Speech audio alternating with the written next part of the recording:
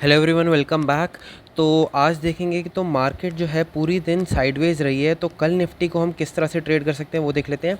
Nifty के अंदर काफ़ी एक अच्छी अपॉर्चुनिटी दिख रही है बैंक निफ्टी के हिसाब से। क्यों? क्योंकि अगर आप देखोगे तो ये एक रिजेक्शन पॉइंट है जहाँ से निफ्टी नीचे आई। ऊपर से अब ये जो है निफ्टी एक ट्रेंड लाइन के ऊपर सपोर्ट लेकर अप मूव दे रही है, ठीक है। और रिजेक्शन पॉइंट हमारे लिए कौन सा है? 18,710 के अप्रॉक्सीमेटली है, ठीक है।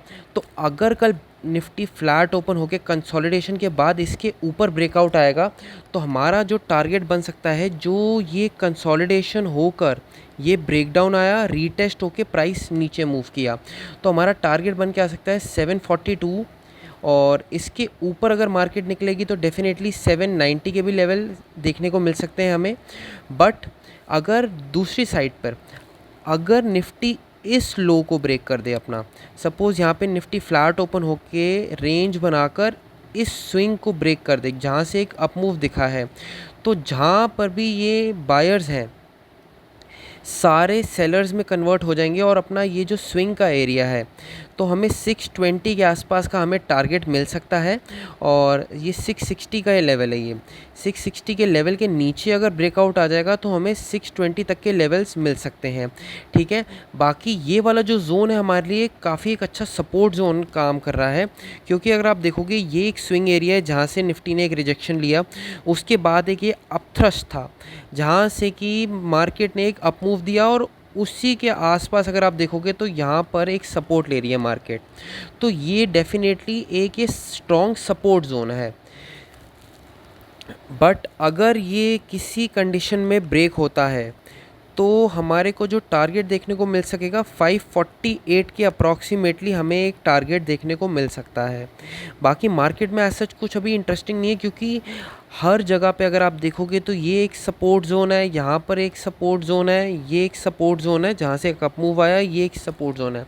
तो टारगेट्स हमें एक बहुत छोटे छोटे मिल रहे हैं, बट हमें एक जो है ना कंफर्मेशन देखना है एक कि बहुत स्ट्रॉन्ग हमें कोई ट्रेड मिल रहा हो, तब हमें क्वांटिटी जो है अपनी चेक में रखनी है कि हमें जो है ट्रेड जो है अपनी क्वांटिटी को जो है बिल्कुल चेक में इसीलिए रखना है क्योंकि मार्केट जो है पूरी साइडवेज है।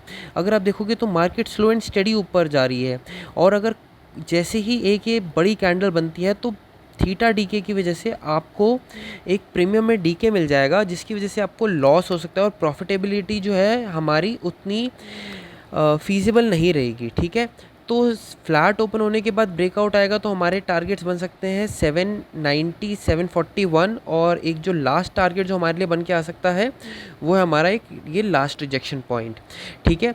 और अगर फ्लैट ओपन होने के बाद ये स्विंग ब्रेक होता है जो कि है 660 का, तो हमें 620 605 और 550 तक के टारगेट्स हमें देखने को मिल सकते हैं।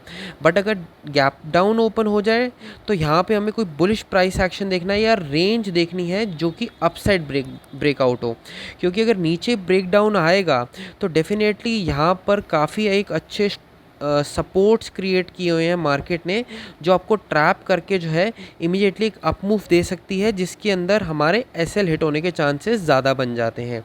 तो हमें अभी ये देखना है कि अगर ये रेजिस्टेंस के पास आए अपसाइड, अगर गैप अप ओपन हो तो हमें देखना है नेगेटिव प्राइस एक्शन, कि सपोज़ रेंज बन के ब्रेक डाउन हो तो हमारे को अपने की लेवल्स के अप्रॉक्सीमेटली टारगेट्स रखने हैं। हमें टारगेट्स को ज़्यादा देर अपनी पोजीशंस को जो है ज़्यादा देर होल्ड नहीं करना है, ठीक है। तो यहाँ पर अगर ओपन होगा तो हमें पता है कि यहाँ से सेलिंग मूव आया तो रेंज बनेगी, तो हम या कोई नेगेटिव कैंडल बनेगी उसके लो के नीचे सेल करके ऊपर एसएल ले सकते हैं, और हमारे रिस्क टू रिवॉर्ड के अकॉर्डिंगली हम अपने टारगेट्स पे अपने पोजीशंस बुक कर सकते हैं। बस आज के लिए इतना ही। Please do like share and subscribe. Thank you.